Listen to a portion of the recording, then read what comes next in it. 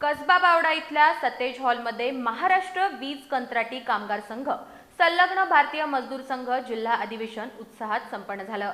या अधिवेशनात जिल्ह्यातील सुमारे 700 पेक्षा अधिक कंत्राटी वीज कामगारांनी सहभाग नोंदवून आपल्या प्रलंबित मागण्यांसाठी संघर्षाचा निर्धार व्यक्त केला।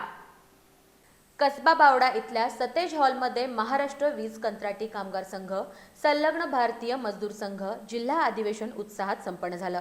या अधिवेशनात जिल्ह्यातील सुमारे 700 पेक्षा अधिक कंत्राटी वीज कामगारांनी सहभाग नोंदवून आपल्या प्रलंबित मागण्यांसाठी संघर्षाचा निर्धार व्यक्त केला। यावेळी कंत्राटदार पद्धत बंद करून कामगारांना थेट रोजगार आणि नोकरीत स्थैर्य मिळावं, समान काम समान वेतन या तत्वानुसार वेतन, भत्ते आणि सर्व सामाजिक सुरक्षा पुरवण्यात याव्यात अशी प्रमुख मागणी करण्यात आली।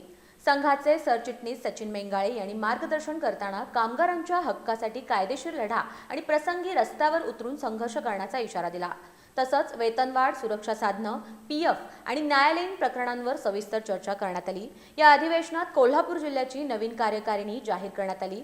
मिलिंद कुर्तडकर यांची जिल्हाध्यक्षपदी निवड करण्यात आली असून सर्व नवनिर्वाचित पदाधिकाऱ्यांनी कामगारांच्या हितासाठी निष्ठावान राहण्याची शपथ घेतली। कार्यक्रमाच्या अध्यक्षस्थानी भारतीय मजदूर संघाचे प्रवीण जाधव होते।